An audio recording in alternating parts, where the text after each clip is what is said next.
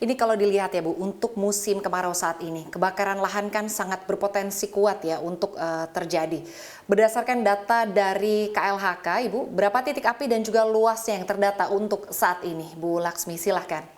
Ya, baik, terima kasih untuk pertanyaannya. Jadi kalau ditanya kondisi hotspot, kita mendasarkan jumlah hotspot dengan data dari satelit MODIS NASA. Dan kalau ini data yang kami sampaikan sampai dengan 9 Oktober atau 8 Oktober. Jadi dari mulai Januari sampai dengan 8 Oktober 2023 itu sudah tercatat 7.532 hotspot, jadi titik panas hotspot. Ini adalah titik panas atau data hotspot yang tingkat kepercayaannya atau confidence levelnya tinggi. Jadi ini cukup tinggi bila dibandingkan dengan periode waktu yang sama di tahun lalu. Jadi tahun lalu pada periode yang sama titik atau jumlah titik panasnya atau hotspotnya adalah 1.139. Jadi lumayan kenaikannya tadi karena faktor-faktor yang disebutkan oleh Ibu Kepala BMKG. Jadi kenaikannya ada 6.393. Ini untuk titik panas, ya. Sedangkan kalau di tadi pertanyaan berikutnya adalah terkait dengan akumulasi luas karhutla dari periode 1 Januari sampai 30 September.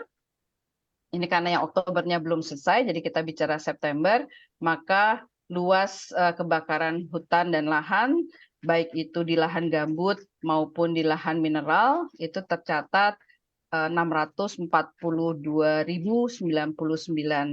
hektar.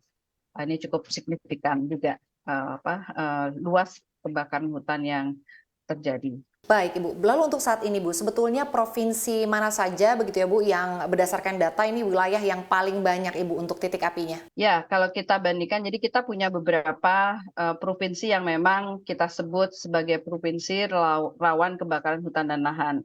Tapi kalau kita bicara saat ini, periode mungkin minggu ketiga September sampai saat ini, fokus kita ada di Sumatera Selatan, Kalimantan Selatan, dan Kalimantan Tengah.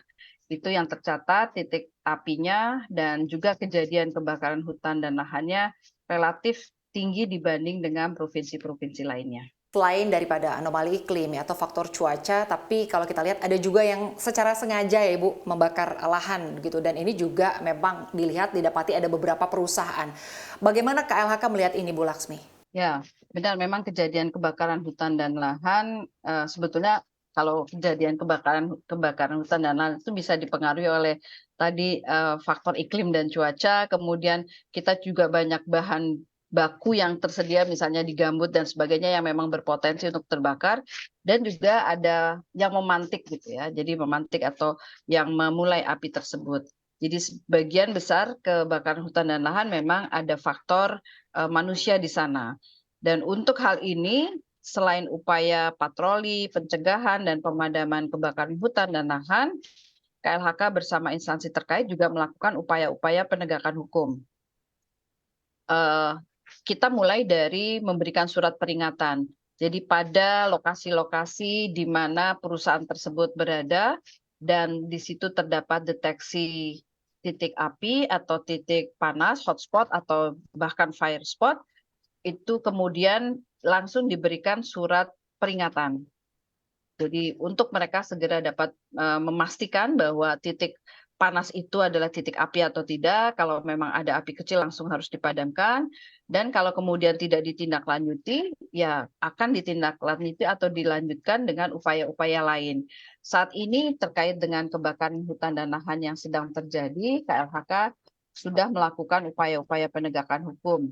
Kalau kita bicara selain surat peringatan, di lokasi-lokasi yang tadi kami sebutkan, itu juga sudah dilakukan upaya-upaya penegakan hukum termasuk penyegelan. Jadi saat ini sudah tercatat ada 35 penyegelan yang dilakukan oleh tim penegakan hukum di lokasi-lokasi Kalimantan Barat, Kalimantan Tengah, dan Sulawesi Selatan. Jadi ini memang upaya yang secara paralel kita lakukan agar upaya untuk pemadaman kebakaran hutan dan lahan dan untuk mencegah terjadinya kebakaran hutan dan lahan ini tidak terjadi atau bisa dikurangi sedemikian rupa sampai titik yang paling rendah. Demikian, Mbak. Baik Ibu, terkait dengan upaya hukum ya yang dilakukan oleh KLHK, artinya kalau dilihat memang ada juga ya Bu beberapa perusahaan yang memang sengaja membakar hutan. Sebetulnya ada berapa perusahaan Bu yang diketahui oleh KLHK untuk saat ini? Tadi saya katakan saat ini kita sudah lakukan penyegelan 35 di wilayah Kalimantan Barat, Kalimantan Tengah, dan Sumatera Selatan. Ya, yang lainnya kita masih lakukan tentu saja full bucket ya, pengumpulan bahan dan keterangan agar memastikan bahwa hasil dari surveillance hotspot tadi yang saya katakan identifikasi hotspot di wilayah-wilayah itu, kemudian surat peringatan, kita lakukan monitoring di lapangan, dan sekarang hasilnya untuk yang penyegelan. Jadi penyegelan itu adalah tahap lanjutan setelah kita lakukan surveillance hotspot, lalu surat peringatan dan monitoring di lapangan. Jadi ya sampai saat ini, sampai tanggal 8 Oktober kemarin sudah ada 35 yang disegel oleh tim penegakan hukum.